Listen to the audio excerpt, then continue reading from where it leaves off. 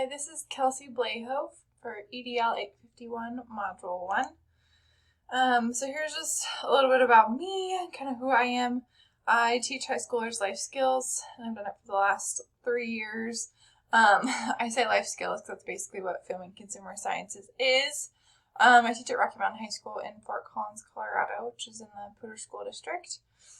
We have about 4 big major high schools, and then they just built 2 more, so definitely growing here in Fort Collins. I love the outdoors, watching a good movie, reading a good book. There's a picture of my husband and I snowboarding. We love to do that. I'm also dog mom to Juniper. She's our little rescue pup. She's a boxer lab mix. Just turned a year. And then married to my husband, so that's him right there. This is my whole family, my sister and her husband. Fun fact, I went to high school at the high school that I teach at, which is cool. A lot of the teachers are still there that I had, which is fun. I'm from Fort Collins, Colorado, and this is where I currently live. We bought a house like a year ago. I did track and field at Colorado State University. Picture of me from throwing. I did that for 5 years. And while I was at CSU, I studied family consumer sciences and then human development and family studies, so I double majored. I also coached track on the side, just a little bit here and there the last 3 years. And then I'm also advisor for a club at our school called FCCLA, Family Career Community Leaders of America. We just had a few students compete at nationals and one of them placed 3rd, so that was pretty cool. Now we're going to be talking about building professional capacity. I just picked these little images because I thought they were really concise and gave a good summary of what some of the different articles we're talking about. Yeah, I just thought these were really interesting. Especially this quote, "You don't need a title to be a leader." And I feel like that's very true, especially from my time from track. And then I just like the description it said for leaders, and then also kind of walking through the different skills and whatnot to be a leader. So here's some things that I identified in the research and then how I can work on them. Mentoring other teachers, I've never been on that side of it, but I have been mentored before. So I kind of know what it's like to have a good mentor and one who's not super great. So I think the mentor program was super helpful when I came to Rocky. I taught for 2 years at a different high school and then moved over for my 3rd year. And they had a really awesome first year teacher program at Rocky. So like if you're new to that school, they kind of walk you through. We have a meeting every Friday. We get food and they kind of walk us through that. So I thought that was super helpful to my growth at Rocky. And then this was in one of the articles, the willingness to learn, unlearn, and relearn. I feel like I do a really good job of absorbing a lot of new information. Also trying to unlearn bad habits, which I feel like is a skill I got from track. And then I also relearned some things, especially after COVID and classroom management and that kind of thing. So I feel like that's something I need to work on, and I do well. And then substantive self-development, again, something I saw in one of the articles. I'm always willing to hear feedback on how I can do better, but sometimes I'm hard on myself, so definitely need to work on that. And then honesty and integrity, I feel like that's a big strong suit for me. I'm always trying to do the best I can and make the right decisions when I can, so I feel like that's something I do really well. And then what is meant by leadership capacity? So I just picked some quotes from the different articles to kind of come up with a consensus on what leadership capacity is. So when they describe capacity, that's an individual or school to execute or accomplish something specific. So it could be leadership, it could be discipline, it could be kind of all sorts of different things. So to accomplish something specific, such as leading a school improvement effort or teaching more effectively. So again, it could be a lot of different things. It also is the ability of a school educator to grow, progress, or improve. So I think as a leader, we're constantly trying to improve. And then it refers to an effort being made to improve the abilities, skills, and expertise of educators. So again, just that constant improvement. And then the capacity of an individual to execute certain things. Yeah. And then kind of that professional capacity. I just picked some things from some of the articles I felt like were relevant. Again, here's that graphic, which I feel like Explains things really well too, what it means to kind of be a professional leader. Provide leadership opportunities, trust is earned, one-on-one staff development, promote personal health and professional growth, ensure work-life balance, recruit, hire, and retain the best. Having that induction mentoring, which again, I feel like I got for the first 3 years, and then a second kind of mentoring thing. And then I think this is important. It takes a village to recruit, train, and keep a teacher. And then also strong relationships are really important. So I feel like that definitely relates to the professional capacity. So here's some things that admin can do. Treat teachers as precious commodities, mentor new teachers, value knowledge of experienced teachers, build relationships with colleagues, and just overall build confidence. So I think this just speaks to the school as a whole.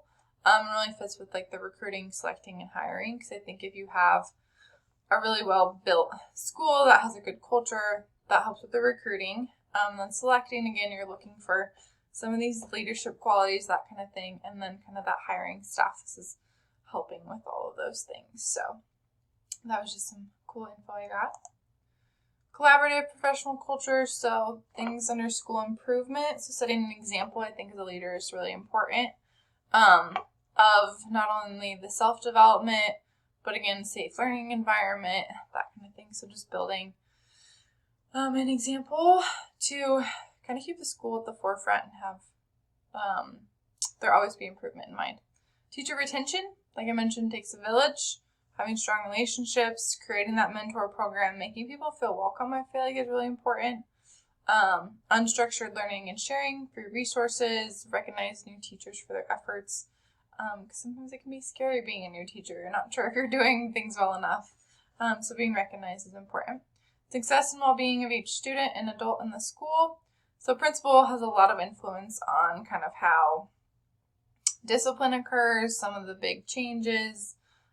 So I think this is important. So the principal can have a lot of influence on how likely is a teacher to stay in the school, a student gets suspended, rules change, that kind of thing. So knowing that your actions and words have power, I think, is important. Sorry, this slide's a little more wordy because there's just such good stuff. Reflection. Did I make a difference today? Did I focus on what matters? So again, just practicing that as an individual, but then also having the school practice that. Having professional development, that is relevant, I think. So knowing what we'll need to work on and then how to work on it. Cultural responsiveness. So again, making sure that culture, climate of their school is top priority. So things like safety, orderliness, responsive to students, sense of community, all that good stuff.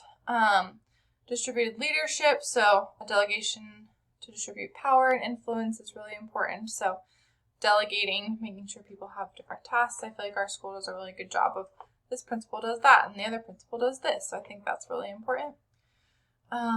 Digital literacy. I just thought as a 21st century teacher, especially with COVID, we all need to be proficient in digital literacy. And then be able to teach that to our students. School improvement, like I mentioned, building relationships is probably the most important thing.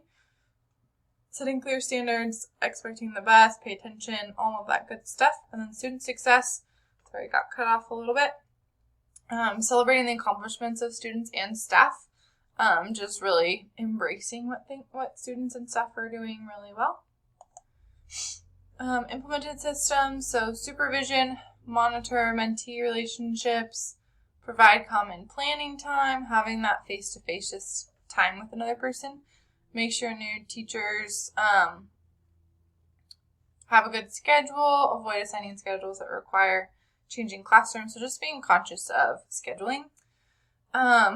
Support. So again, relationships matter. It's important to take time to get to know teachers and establish that relationship. Leaders are teachers. Trust is earned. One-on-one staff development. So just kind of some other important things. I also think compliment sandwich, complimenting, having some feedback in there, and then complimenting again on what they're doing, I think is really important.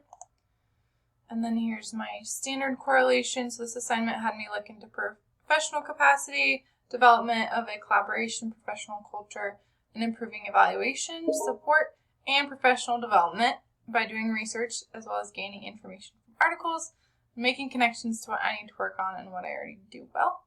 I was giving many examples and ways to improve all of these things listed above, and I feel well equipped to make improvements. So what did this assignment reveal to you about your current leadership capacity? So I'm doing a lot of things well. I found like relationship building, making connections, but I didn't fully understand the entire evaluation and supervision process, so I'm excited for this class. But now I have a better understanding of what it looks like to be a positive evaluator and supervisor. Again, focusing on that relationship component, and then just making sure that I'm setting a good example. What changes, if any, will you make as a result? Again, I think our district does a really good job with evaluation process and supervision process.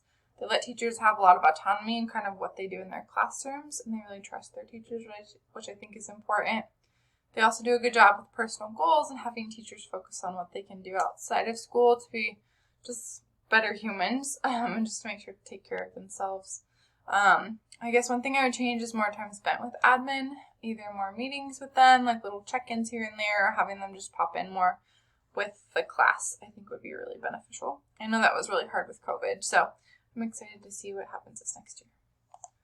And then standard reflection, how has assignment influenced the decisions you'll make as a future leader?